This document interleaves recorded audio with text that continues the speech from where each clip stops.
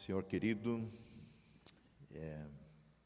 o que declaramos também através destes hinos são expressões que não apenas bolados atrás de uma escrivaninha por algum poeta, mas elas expressam a realidade de uma vida colocada aos teus pés, onde te vivenciamos como Deus verdadeiro, o Deus Emanuel, o Deus conosco, através do teu Filho querido, amado, unigênito. Isso nos foi possível por meio da fé, pura graça do Senhor. Também queremos nesse momento, Senhor, nos aquietar diante da tua palavra e clamar que teu Espírito Santo fale aos nossos corações o que da tua parte precisamos ouvir, porque o Senhor nos conhece. O Senhor sabe como aqui chegamos, como estamos, e assim, humildemente, Senhor, nós te pedimos que nos abençoes no falar e no ouvir. Em nome de Jesus, amém. A comunidade pode sentar.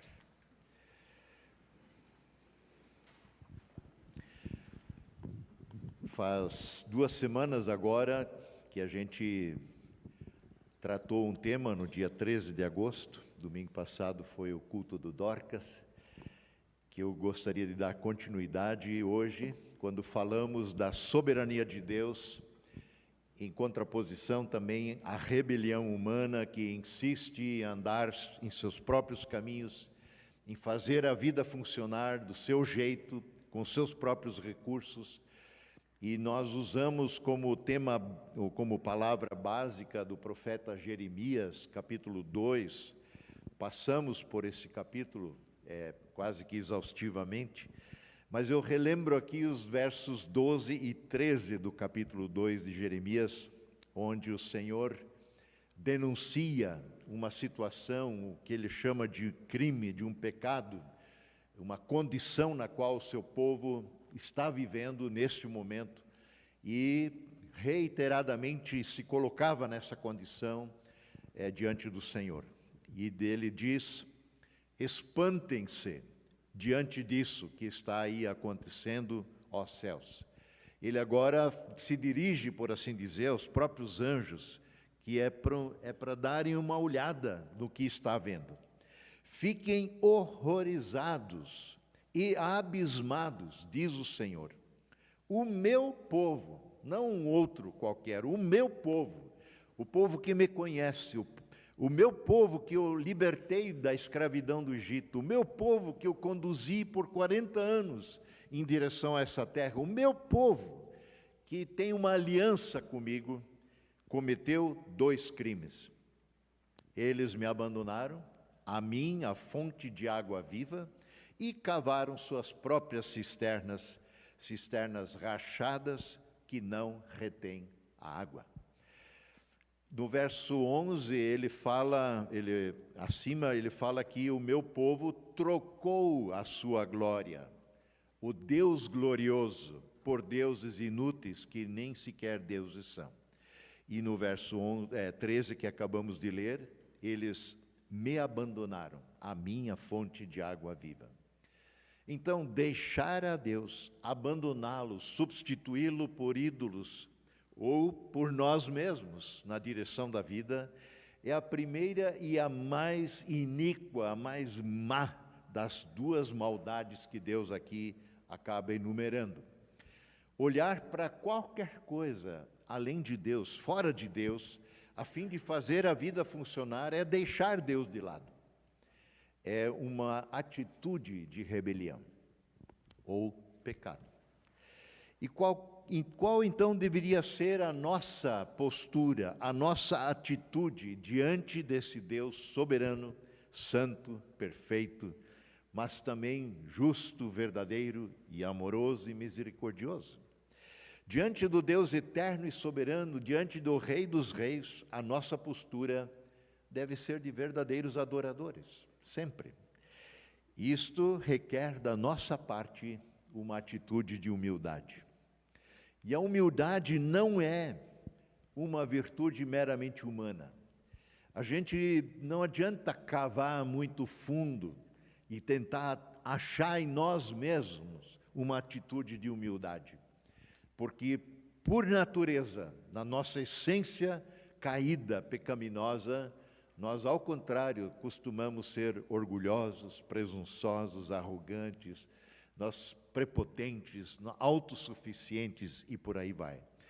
Mas a humildade é graça de Deus, a humildade é dádiva de Deus, a humildade é fruto do Espírito Santo, a humildade provém de uma completa dependência desse Senhor, reconhecendo a sua soberania. A humildade, nesse sentido, é uma virtude elevada. E ela coloca o ser humano, como criatura que é, no seu devido lugar. E, ao mesmo tempo, também atribui a Deus o seu devido lugar. Deus é Deus, nós somos criatura. Ainda que criados à sua imagem e semelhança, nosso lugar é embaixo. É muita pretensão querer tomar o lugar de Deus, colocar-se ao lado em competição ou colocar-se acima. A tendência natural do ser humano caído é exatamente isso, é exaltar-se a si mesmo como autoridade única e final da sua vida. Na verdade, esse é, por excelência, o pecado do próprio Satanás. E essa é a essência da própria tentação que ele traz a nós, trouxe a nós, e a qual a gente mordeu. Em Isaías 14, nos é falado a respeito dessa tentação, ou dessa colocação do próprio diabo, de Satanás, de buscar o lugar mais alto. Diz Isaías, verso 13 e 14 de Isaías 14, você que dizia no seu coração, é o Senhor que denuncia, subirei aos céus, erguerei o meu trono acima das estrelas de Deus, eu me assentarei no monte da Assembleia, no ponto mais elevado do Monte Santo, eu subirei mais alto que as mais altas nuvens, serei como o Altíssimo, serei como o Altíssimo. Este que era uma vez um anjo de luz, que era alguém importante na presença de Deus, arrogou-se ser como o Altíssimo. Cada vida, cada pessoa que não redimida ao senhorio de Cristo, de alguma forma segue perpetuando esse pecado de Satanás. A arrogância, a prepotência de querer ser Deus de sua própria vida. Este vírus, vamos chamá-lo assim, da soberania, da soberba, na verdade, do orgulho, da autossuficiência, esse vírus se infiltrou em nossa vida através do pecado original lá no Éden. Em Gênesis 3, rememorando a tentação que foi colocada diante da Eva, é exatamente isso. Disse a serpente à mulher, certamente vocês não morrerão, como Deus disse, porque ele havia dito, se vocês comerem da árvore do conhecimento do bem e do mal, vocês morrerão, certamente morrerão. E o pecado vem, e Satanás vem com essa história, vocês vão morrer coisa nenhuma. Porque Deus sabe, verso 5, no dia em que vocês comerem desse fruto, seus olhos se abrirão, e vocês, como Deus, serão conhecedores do bem e do mal. Diante deste pecado do orgulho, da soberba, da arrogância, que é o pecado da rebelião contra Deus, que está na base de todo o pecado, só resta um caminho possível, que é o quebrantamento, que é o arrependimento, que é humilhar-se na presença do Senhor. E isso acontece quando o Senhor toca na ferida, quando o Senhor, por sua palavra, denuncia o nosso pecado e a gente acolhe em vez de resistir. É isso que ele estava fazendo com o seu povo através dos seus profetas, que algumas vezes davam ouvidos, e muitas vezes só quando a situação terminava lá no fundo do poço. É a história do filho pródigo. Ela se repete na vida das pessoas. Essa arrogância do filho mais novo, que deixa a casa do pai, que não se submete mais à autoridade do Pai eterno, que acha que com os recursos que o Pai que lhe proporciona, ele dá conta de tocar a vida, ele termina no fundo do poço. Graças a Deus por esses momentos, e muitas vezes é ali que a palavra vai nos falar mais claramente, de forma mais viril e intensa, quebrantando o nosso coração. Assim nós vemos também Jeremias conclamando aquele povo, daquele seu tempo, povo rebelde, prepotente, a se humilhar na presença de Deus. Verso 8 de Jeremias 4, ele diz assim: por isso, ponham vestes de lamento, tendo em vista tudo o que vocês andam fazendo, ponham veste de lamento. Tirem da cara esse sorriso maroto, achando que a vida está boa. Chorem e gritem, pois o fogo da ira do Senhor não se desviou de nós. O mesmo acontece, a mesma postura, a mesma atitude tem Tiago, em sua carta, capítulo 4, Tiago 4. Eu vou ler esses 10 versos, do verso 6 ao 10. Olhem, observem uma vez o que Tiago nos diz. E ele escreve à igreja: mas ele nos concede graça maior. Por isso diz a Escritura: Deus se opõe aos orgulhosos, mas concede graça aos humildes. E aqui então Tiago cita exatamente Provérbios, né? Portanto, verso 7, submetam-se a Deus, resistam ao diabo, e ele fugirá de vocês. Não foi isso que Adão e Eva fizeram. Eles acolheram a tentação do inimigo e, em vez de se submeter ao Senhor, que havia dito que eles não deveriam fazer, eles deram ouvidos ao inimigo. E o pecado adentrou nossa realidade. Verso 8. Aproximem-se de Deus. A Irme mencionou isso, né? E Ele se aproximará de vocês. Pecadores, limpem as mãos. E vocês que têm a mente dividida, que têm duas intenções, duas intencionalidades, quem sabe a gente dá um pouco de atenção para Deus, mas também o que eu quero, o que eu desejo, isso também importa. Vocês que têm a mente dividida, purifiquem o coração. Isso implica em dizer, coloquem um só alvo, andem numa só direção. Verso 9.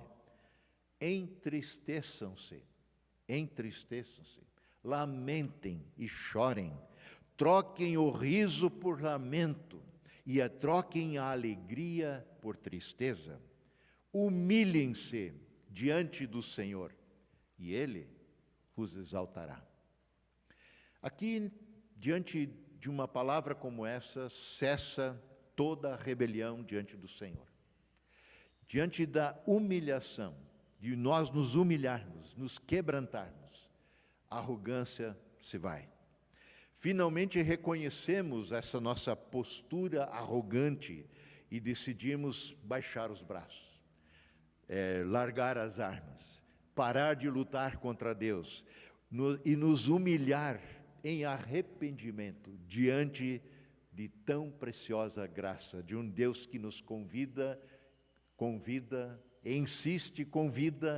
e diz: venham, arrependam-se, confessem o seu pecado e eu os perdoarei.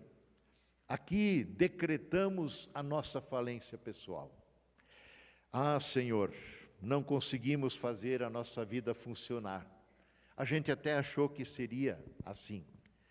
Precisamos de Ti. Sim, precisamos de Ti. Nós nos rendemos a Ti. Nós precisamos depender de Ti. Essa é a nossa oração. Ninguém que se tenha humilhado perante o Senhor é possuidor de autojustificação, de autoproteção, de autoconfiança e assim por diante, porque se coloca na dependência do Deus vivo. Vejam, por exemplo, como Paulo fala do seu ministério, da sua vida, em 2 Coríntios 3, verso 4 a seguinte, até 7, até 6, ele diz assim, falando dessa relação com Deus e essa confiança. Esta é a confiança que nós temos diante de Deus, por meio de Cristo. É uma confiança que adquirimos por causa de Jesus. Não que possamos reivindicar qualquer coisa com base em nossos próprios méritos, mas a nossa capacidade vem de Deus. Ele nos capacitou para sermos ministros de uma nova aliança, diz Paulo. Não da letra, mas do Espírito, porque a letra mata, mas o Espírito vivifica. E no capítulo 4, verso 7, Paulo ainda vai dizer, mas temos esse tesouro, o Espírito Santo, tesouro precioso em vasos de barro, que é nossa vida, nosso corpo, vasos frágeis, sujeitos a se quebrarem, sujos muitas vezes. Nós temos esse tesouro em vasos de barro para mostrar que este poder que a tudo excede provém de Deus e não de nós mesmos. Um crente no Senhor Jesus Cristo, uma pessoa que rendeu sua vida a Jesus, não pode mais exaltar-se a si mesmo. Isso é contraditório por excelência. Isso não cabe mais. Uma pessoa que rendeu sua vida a Jesus se humilha, se quebranta diante do Senhor, se prostra na sua presença, porque ele rendeu a sua vida ao senhorio de Jesus, ao governo do Senhor. E ele sabe que tudo que possui, tudo que ele pode, vem de Deus, vem do Senhor. Um coração humilde está pronto, portanto, e ele está na raiz de todas as coisas para andar nas virtudes de Deus. Um coração humilde, ele de fato se coloca debaixo da graça de Deus. A autoexaltação estraga tudo. Não é possível existir verdadeiro amor, viver no amor de Deus, sem se humilhar, sem se quebrantar. Paulo vai dizer em 1 Coríntios 4, no hino conhecido, o hino do amor, 13, verso 4, o amor é paciente, o amor é bondoso, o amor não inveja, o amor não se vangloria, o amor não se orgulha. Vejam, exatamente isso. Neste amor que nós temos em Cristo, este amor que Paulo vai dizer em Romanos, que é derramado em nossos corações pelo Espírito Santo, ele não se orgulha, ele não se vangloria, porque tudo o que nós fazemos e podemos é por causa dele. Como disse Agostinho, a humildade está em primeiro, segundo, terceiro lugar na vida cristã. Por que o Senhor então insiste em abater o soberbo e por que o Senhor resiste ao arrogante? Porque o arrogante, o soberbo, ele se exalta a si mesmo, ele é prepotente, ele é autossuficiente. Ele insiste em resistir a Deus, ele não dá brecha, não dá espaço para o agir de Deus na sua vida. E Deus, de alguma forma, respeita, vamos dizer assim, essa decisão. Ela tem consequências? Tem, seríssimas. Mas ele não vai praticar possessão na tua vida, como o diabo faz. Aquela frase que a gente costuma usar de Jesus em Apocalipse, no contexto da ceia: eis que estou à porta e bato. Se alguém ouvir a minha voz e abrir a porta, ela não será arrombada, eu entrarei, terei comunhão com ele. O arrogante, ele se coloca no lugar de Deus. Ele diz: pode deixar comigo, eu dou conta do recado. E por que o Senhor exaltará o humilde de coração? Porque ele reconhece, ele confessa diante do Senhor a sua real condição. Ah, Senhor, eu sou pecador e eu preciso da tua misericórdia. Ah, Senhor, sou insuficiente, nada posso por mim mesmo, eu preciso da graça do Senhor. Lembram da parábola que Jesus conta daqueles dois que foram ao templo orar? Um homem religioso e o publicano, um dos piores pecadores na qualificação dos judeus. Enquanto um estava diante no lugar mais importante do templo, olhando para cima, batendo no peito, diz: ó Deus, obrigado que eu não sou como aquele cara lá no fundo da igreja, aquele safado, aquele pecador. Enquanto isso, aquele, de joelhos, não ousava levantar seu rosto aos céus, batia no peito e dizia: tem misericórdia de mim, Senhor, porque sou um miserável pecador. Essa é a diferença. E Jesus diz: qual dos dois vocês acham que saiu justificado pela porta do templo? Certamente foi aquele publicano. Sendo assim, Pedro recomenda para nós, em 1 Pedro 5, versos 5 e 6, segunda parte do verso 5, ele diz: sejam todos, não alguns, sejam todos, você e eu, humildes uns para com os outros, porque Deus se opõe aos orgulhosos, mas concede graça aos humildes. Já ouvimos isso hoje? Tiago, não é? Tiago 4, de novo uma citação de Provérbios 3, 34.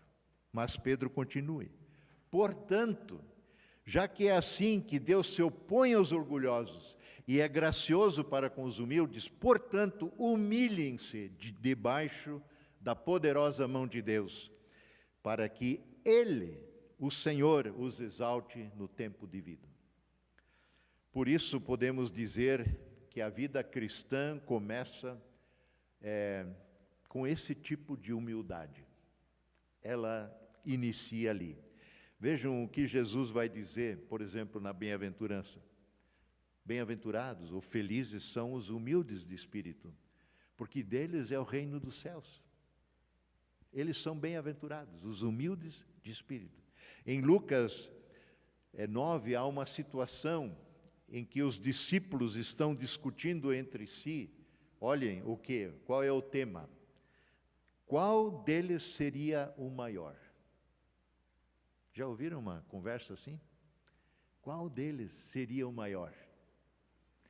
E Jesus, como conhece os pensamentos, os nossos pensamentos e os pensamentos dos seus discípulos naquela ocasião, ele simplesmente toma uma criança, coloca a criança ao seu lado e diz o seguinte: quem recebe esta criança, que está aqui do meu lado, em meu nome, a mim me recebe.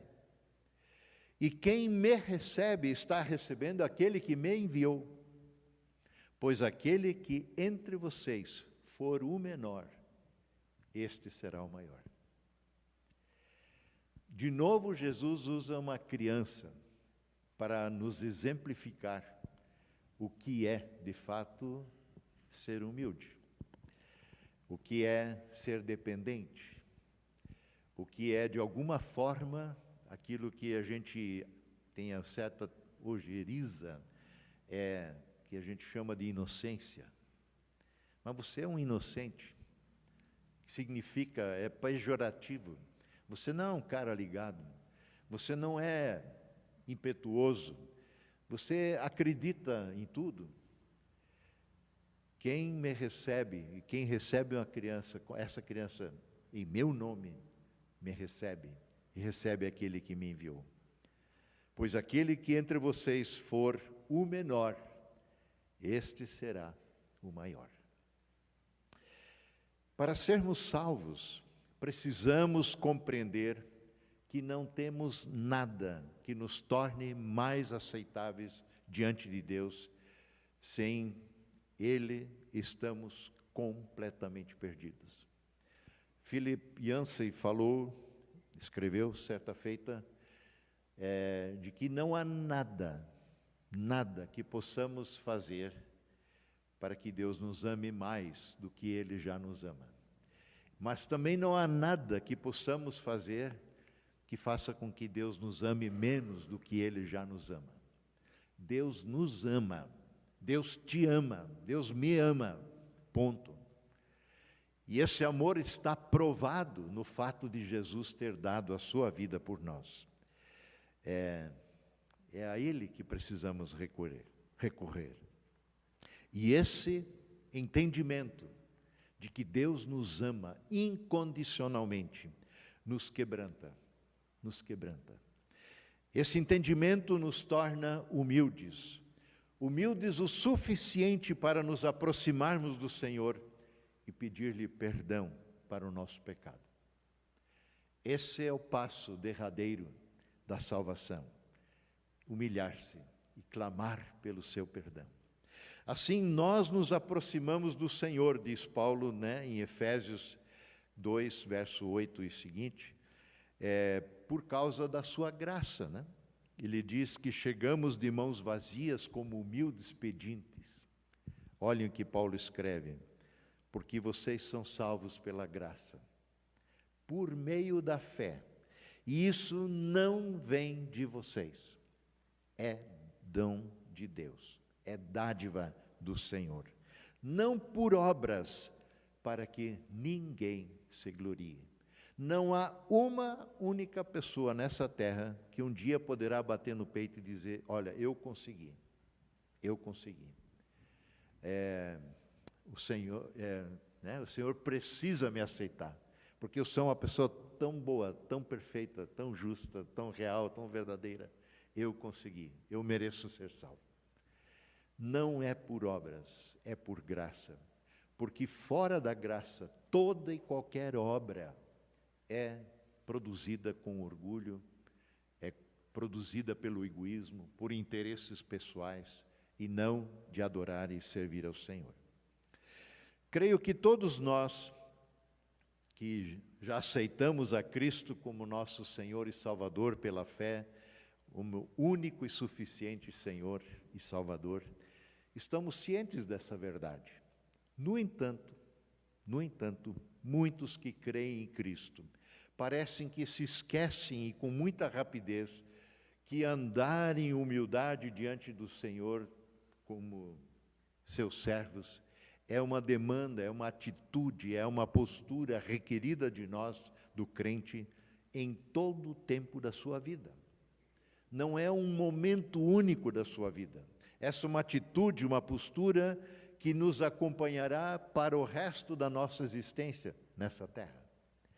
Paulo vai falar aos Colossenses, capítulo 2, versos 6 e 7, o seguinte: portanto, assim como vocês receberam a Cristo Jesus, o Senhor, continuem a viver nele. Continuem a viver nele, enraizados nele, edificados nele, firmados na fé, como foram ensinados, transbordando de gratidão. Quem anda com Cristo vive enraizado nele, vive edificado nele, firmado na fé, e é grato a vida inteira. E tudo o que fazemos é expressão de gratidão e amor para esse Senhor que deu a sua vida por nós. A humildade não é só, portanto, o começo da vida cristã, ela também é o começo de tudo aquilo que for espiritual para toda a nossa vida em Cristo. Infelizmente, a humildade é tratada em nosso tempo como um defeito. Nessa cultura da autoafirmação, da ostentação, do eu posso, eu posso, eu posso, é vista como defeito. Alguém que se apresenta ou tem alguma atitude de humildade, muitas vezes é cooptado, é subjugado, é torturado. Andrew Murray, ele enfatiza acertadamente a necessidade que temos de sermos humildes. Eu cito aqui 3 parágrafozinhos, bem linhas curtas dele. Ele diz o seguinte: o servo fiel que reconhece a sua posição encontra real prazer em suprir as vontades do seu mestre e dos seus hóspedes. Quando vemos que a humildade é algo infinitamente mais profundo que a contrição, do que ficar triste, a humildade é mais do que isso, e aceitamos como nossa participação na vida de Jesus, então começaremos a compreender que ela, a humildade, é a nossa verdadeira nobreza. Começamos a compreender que ser servos de todos é o maior cumprimento do nosso destino, como pessoas criadas à imagem e semelhança de Deus. Porque Jesus exatamente fez isso. Sendo Ele quem era, tornou-se servo. Lembram que não faz muito tempo, passamos 3 domingos aqui falando sobre a passagem de Mateus 11, e dividimos em 3 pontos, quando Jesus diz: venham a mim, todos que estão cansados, sobrecarregados, e eu lhes darei descanso. Tomem sobre vocês o meu jugo e aprendam de mim, porque eu sou manso e humilde de coração. O Senhor é manso e humilde de coração, e vocês encontrarão descanso para as suas almas, porque o meu fardo, o meu jugo é leve e suave. Em Mateus 20, o Senhor diz assim, verso 27, e quem quiser ser o primeiro, deverá ser escravo. Quem quer ser o maior, seja escravo. Como o Filho do Homem, como Ele mesmo, Jesus, que não veio para ser servido, mas para servir e dar a sua vida em resgate por muitos. Ou em Lucas 14, Jesus vai dizer: pois todo o que se exalta será humilhado, e todo o que se humilha será exaltado. Então Jesus insiste nesse tema, assim como já no Antigo Testamento, porque a soberba, a arrogância, a prepotência nos coloca na contramão da graça de Deus. Lembre-se, estamos tratando aqui, por assim dizer, o tema geral, sendo transformados à imagem de Deus. Paulo vai citar isso em Coríntios: nós de rosto descobertos, contemplamos a glória do Senhor, e de glória em glória, na medida que contemplamos pelo Espírito a face de Deus, vamos sendo transformados, dia a dia, à semelhança de Jesus. E ser semelhante a Cristo é ser humilde de coração, é ser manso, é ser servo.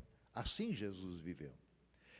E hoje nós trabalhamos de alguma forma o subtema de a gente se colocar no devido lugar. Deixa Deus ser Deus, e você é servo. Você humilhe-se na sua presença. Jesus, o nosso Senhor e Salvador, esvaziou-se de sua glória e veio a se fazer homem entre nós. Humilhou-se em obediência ao Pai, ao ponto de morrer em nosso lugar. Eu sei que já citei muitas vezes esse ano a passagem de Filipenses 2, mas eu quero repetir só um núcleo desse cântico de Paulo em Filipenses 2. Ele diz no verso 5 seguinte: seja a atitude de vocês não apenas o pensamento, a mesma intencionalidade, mas a atitude de vocês seja a mesma de Jesus Cristo, que, embora sendo Deus, não considerou que o ser igual a Deus fosse algo a que deveria se apegar, mas esvaziou-se a si mesmo, vindo a ser servo, tornando-se semelhante aos homens. E, sendo encontrado em forma humana, humilhou-se a si mesmo e foi obediente até a morte e morte de cruz. Esse é o nosso Senhor. Essa é a nossa referência. A imagem dele estamos sendo transformados. Esse é o nosso lugar. Servos humildes que amam ao seu Senhor. É preciso sermos humildes como Jesus foi, a fim de obedecermos a todo e qualquer mandamento do Senhor, especialmente o maior dos mandamentos, do amor sacrificial. Jesus, quando conversa sobre os mandamentos, ele exatamente diz isso. Não adianta só a obediência fria da letra da lei, como os judeus faziam. A motivação conta em tudo que nós fazemos. E a motivação é o amor, é a gratidão. Não é possível amar como Jesus amou sendo arrogante. Não é possível amar como Jesus amou sendo prepotente, soberbo. Para amar a Deus acima de todas as coisas e o próximo como a nós mesmos, precisamos abrir mão de toda pretensão, de toda arrogância, de nosso egoísmo e sermos servos. E o receio de muitos é que, ao nos tornarmos humildes servos, a nossa vida se tornará uma vida miserável e humilhante. Como se Deus quisesse nos esmagar como a insetos. Mas Deus não quer nos destruir, Ele quer nos salvar, até mesmo exaltar, diz a palavra. Nossa arrogância, a nossa soberba, o nosso orgulho é que tem sido a razão da nossa ruína, e não o amor de Deus. Deus, ao contrário, nos ama verdadeiramente e quer, sobretudo, a nossa salvação. Ele deseja que nenhum único se perca, mas que todos sejam salvos e conheçam a sua graça. E eu termino lembrando, talvez, a passagem bíblica mais conhecida nessa terra. Não tenho medo de errar ao dizer isso. Porque Deus amou ao mundo, amou você. Você pode colocar o seu nome aqui. Deus amou tanto a mim, o Jackson, a você, que Ele deu o seu Filho unigênito. Ele o entregou por amor a você, por amor a mim, para que todo aquele que nele crê não pereça, não morra, mas tenha a vida eterna. Normalmente a gente para aqui. Hoje eu quero incluir o verso 17. Pois Deus enviou o seu Filho ao mundo, não para condenar o mundo, não para destruir o mundo, não para julgar o mundo. Jesus diz isso com todas as letras. Eu não vim julgar, mas para que o mundo fosse salvo por meio dele. Esta é a oportunidade, eis aí a oportunidade. Hoje é o tempo de salvação, hoje é o tempo da graça. Não vá embora se você não se reconciliou com esse Deus eterno. Não vá embora do jeito que você veio.